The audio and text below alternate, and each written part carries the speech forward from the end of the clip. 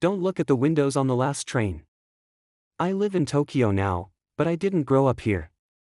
Where I'm from, the last train is just the last train. It's annoying if you miss it, but that's about it. In Tokyo, people talk about the last train the way they talk about the ocean at night. Beautiful. Useful. And a place where you can disappear if you're not careful. There's a rumor about the line I used to get home from my part-time job. It started in some anonymous online thread and spread to Twitter, YouTube comments, horror forums, the usual places. It goes like this.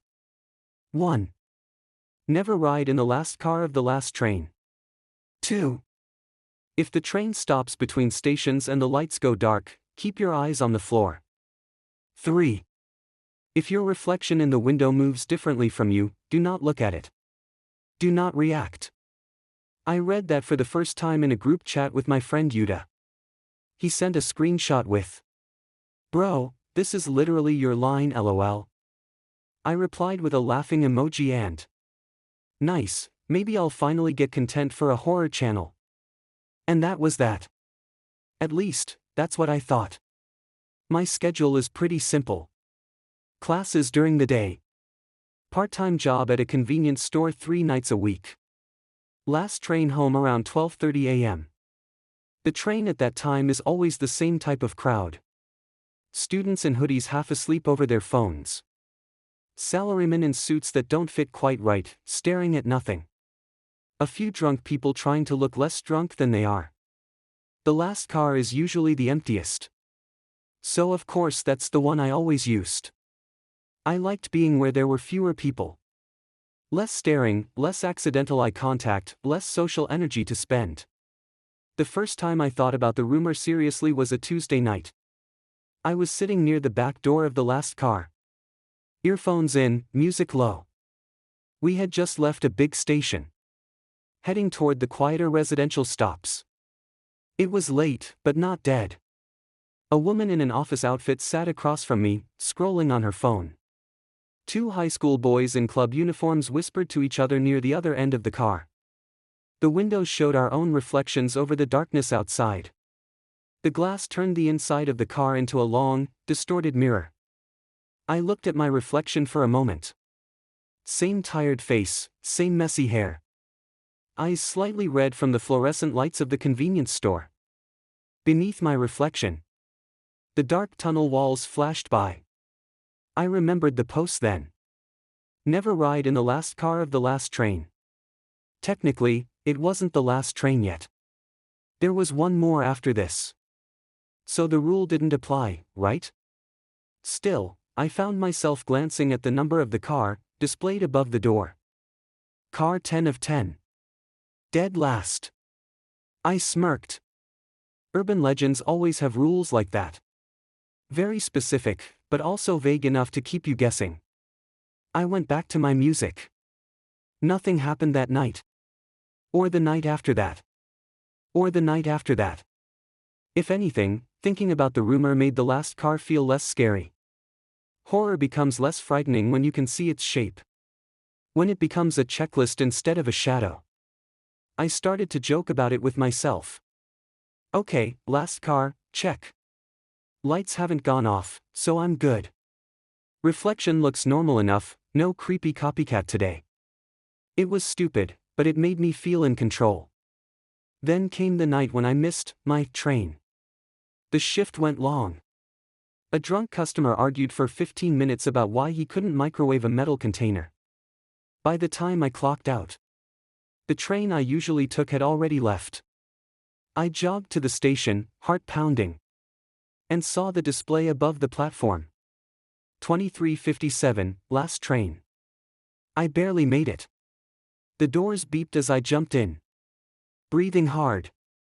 The car was almost empty. 2 people near the doors. A guy in a hoodie asleep near the middle. And me. Car 10 of 10. Last car. Last train. For the first time. All 3 parts of the rumor lined up in my head like puzzle pieces. I laughed under my breath. Okay. Now it counts. I chose a seat near the window. Because that's what I always do. The train started moving with its usual shudder. Outside, the city slipped by in streaks of neon and dark glass. Inside, the fluorescent lights hummed. The woman by the door got off at the next station. The other passengers shifted but didn't wake up. Soon, it was just me and the guy in the hoodie. Far enough apart that we might as well have been alone. The train dove into a long tunnel. My reflection stared back at me from the window. Pale, floating over the darkness. I remembered rule number 3. If your reflection in the window moves differently from you, do not look at it. Which was impossible, obviously. That's not how reflections work. I raised my hand slowly, watching myself in the glass. My reflected hand moved in perfect sync. Of course. I dropped it again. Then the lights went out. It wasn't a gradual flicker. It was a sharp, clean click. One moment the car was washed in pale light. The next it was pitch black. I yanked my earphones out. The sound of the train on the tracks felt louder without the music. A roaring, rhythmic clatter enclosing us. Emergency lights along the floor glowed faintly green. Just enough to outline the edges of the seats. The poles. The doors. Somewhere, someone cursed under their breath. I realized the guy in the hoodie wasn't asleep after all. He muttered. Seriously? And pulled out his phone to use as a flashlight. The rumor's second rule flashed in my head. If the train stops between stations and the lights go dark, keep your eyes on the floor. The train hadn't stopped though. We were still moving. Rattling forward through the tunnel. I told myself that meant the rule didn't apply. Still, my gaze slid down to the floor. Following the line of emergency lights. For a moment, in the dim glow, I thought I saw an extra pair of feet between the seats across from me. Bare. Slightly too long. Toes splayed like they were gripping the ground. I blinked. They were gone. The train began to slow. The screech of the brakes echoed along the tunnel. Louder than usual. We weren't near a station. I knew the order of stops by heart at this point. There was nothing here but tunnels and maintenance doors. The train shuddered. And stopped. All at once, the noise dropped to a distant metallic hum. The darkness felt thicker. My heart sped up. Oh. Now the rule applied. If the train stops between stations and the lights go dark, keep your eyes on the floor. I stared at my shoes. Forcing my gaze downward. The emergency lights along the floor burned into my vision. Hello? The guy in the hoodie called out. You okay over there? His voice sounded too loud in the quiet car. Yeah, I said. Trying to keep my voice steady. Power outage, maybe? He sighed. Man, I just want to go home. He stood up. His footsteps soft on the floor. I heard him walk toward the intercom by the driver's compartment. He pressed the button. Excuse me? What's going on? No answer. He pressed it again. Hello? The silence on the other side of the door felt deliberate. He muttered a curse and turned back. I kept my eyes down. He walked past me and sat back in his seat with a heavy exhale. We're probably stuck for a while, he said. You can look up, you know. It's not like there's a ghost or anything. I didn't move. Something about the way he said, ghost, made my skin crawl. It sounded wrong. Like someone saying a word they didn't quite understand. The emergency lights flickered. I squeezed my eyes shut. In the dark behind my eyelids, I could almost see the blank post with the rules again. Anonymous ID. No proof. Just words on a screen. Why did I believe it now? Why did it feel like the thread had been waiting specifically for me? The train jerked slightly. The lights came back on. Everything looked normal again. Fluorescent lights. Plastic seats. Metal poles. The guy in the hoodie sat where he had before. Head leaned back. Eyes closed. Had he ever gotten up? Had he actually spoken to me? My mind felt fuzzy. Like a dream was dissolving around the edges. The PA crackled. "We apologize for the delay," a calm voice said. "The train experienced a brief system check. We will resume operation shortly." The train began to move. I exhaled slowly. Muscles aching from how tense I'd been. I was alive. Nothing had happened. I laughed once under my breath. Of course nothing had happened.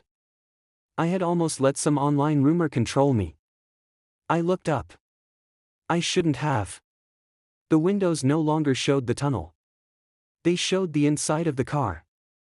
Not as a reflection. Not exactly. It was more like I was watching a live feed from another car that looked just like ours. In the glass, I saw the seats, the poles, the rows of advertisements. I saw myself sitting where I was. The same clothes. The same expression. But my reflected self wasn't looking out the window. He was staring directly at me. His head was turned at an angle mine wasn't. His eyes were open wider. Too wide. His hands were gripping the edge of his seat hard enough that the knuckles looked white. I froze. My actual hands were relaxed on my knees. The rumor's third rule echoed in my head. If your reflection in the window moves differently from you, do not look at it. Do not react. Too late. I was already looking. In the reflection, I saw the guy in the hoodie 2 rows down. He was sitting normally in reality. Head back, eyes closed. But in the window, he wasn't there. The seat was empty. My reflected self stood up. I did not. My body stayed rooted to the spot. But in the glass, I watched myself walk slowly down the aisle. Each step was wrong. Too smooth. Like the image was sliding instead of walking. He stopped in front of the empty spot where the hoodie guy should have been. He tilted his head, as if listening. Then he turned toward me. The real me. I couldn't breathe. Slowly, he raised his hand. Pressed his palm flat against the inside of the window. My own hand stayed where it was. The glass surface was only a few centimeters from my face. If I leaned forward, I could have pressed my forehead against his. His mouth moved. No sound came out. But I could read the words easily. We share the same face. After all. Move, he mouthed. My throat closed. You're in my seat. The train entered another tunnel. For a moment, reality and reflection overlapped. My own actual face stared back at me. Just me. Just the tired student on the last train home. Then the tunnel spat us back out into the open. And my reflection split again. In the window. My other self turned away. He walked to the end of the car. Toward the connection to the next car. When he reached the door, he didn't open it. He simply stepped forward. And vanished into the frame. Like he had walked off camera. The glass darkened. Showing only my normal reflection again. The PA announced the name of my stop. The doors opened with a cheerful chime. People got off. People got on. I stood up on shaky legs and stepped out into the bright station lights. The platform felt too solid under my feet. Too bright. Too safe.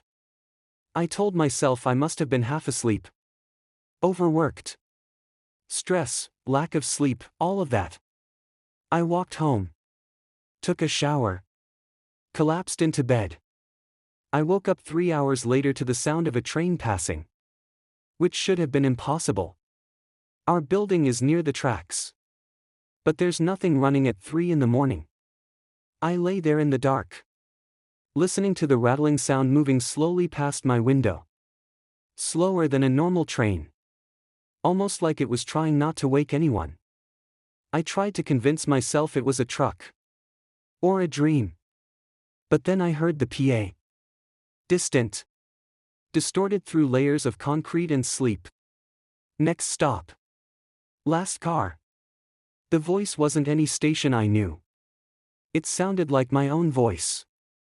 Through an old speaker. Since that night, I avoid the last car. I stand in the middle of the platform and wait for a car in the middle. Even if it's crowded. Even if it means being pressed between strangers. Sometimes, though, my timing is off. Sometimes the platform is too busy. Or my shift ends at just the wrong moment. Once in a while, I find myself right in front of car 10 as the last train pulls in.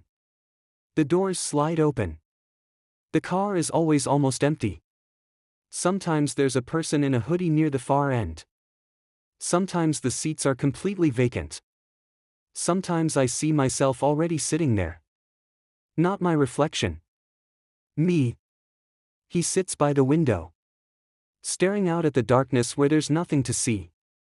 His posture is familiar. The way he leans his head against the glass. The way he taps his fingers on his knee in a rhythm I recognize as my own thinking pattern.